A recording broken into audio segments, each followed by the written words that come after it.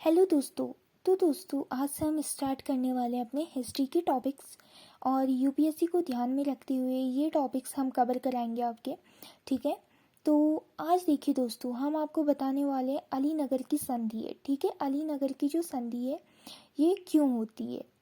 तो देखिए दोस्तों, जो अलीनगर की संधि होती है ये होती है 1757 में। कब? 9 फरवरी की ये घटना होती है। तो दोस्तों यह संधि प्लासी युद्ध के पहले बंगाल के नवाब सिराजी दौला होते हैं, ये बंगाल के नवाब होते हैं। ठीक है। और ईस्ट इंडिया कंपनी, ठीक है, जो ब्रिटिश शासकों द्वारा चलाई गई थी, इसमें अंग्रेजों का प्रतिनिधित्व जो कर रहे होते हैं इस मतलब अलीनगर की संधि में। ठीक है, ये कौन कर रहे होते हैं? क्लाइव हो गया, रॉबर्ट क्लाइव और वॉटसन ने किया था। ठीक है, अंग्रेजों द्वारा कलकत्ता पर दोबारा अधिकार कर लेने के बाद, ठीक है, यह संधि की मतलब पहले जो होता है अधिकार वो सिराजी दौला ने कर लिया होता है, तो इससे काफ़ी क्षति भी होती है। ठीक है, तो इसी वजह से ये संधि कराई जाती है। तो इस संधि के द्वारा नवाब और ईस्ट इंडिया कंपनी में निम्नलिखित शर्त पर फिर से सुलह हो जाती है। तो ये देखिए दोस्तों, इसमें जो सुलह करवाते हैं वो कौन होते हैं? मुगल बादशाह।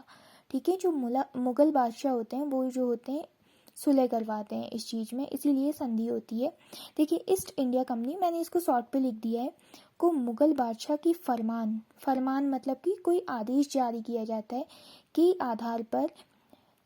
आधार पर क्या होता है, व्यापार की समस्त सुविधाएं फिर से दे दी जाती हैं। किसको? ईस्ट इंडिया कंपनी को, मतलब अंग्रेजों को। कलकत्ता में किले की मरम्मत की इजाज़त भी दे दी गई। ठीक है, जो मतलब सिराजी दौला के द्वारा जो क्षति हुई थी उसका भुगतान भी तो करना था। ठीक है, कलकत्ता में सिक्के ढालने का अधिकार भी उन्हें दे दिया गया। ठीक है, नवाब के द्वारा कलकत्ता पर अधिकार करने से अंग्रेजों को जो क्षति हुई थी उसका हर्जाना देना क्या करना पड़ा? देना पड़ा। ठीक हो गया।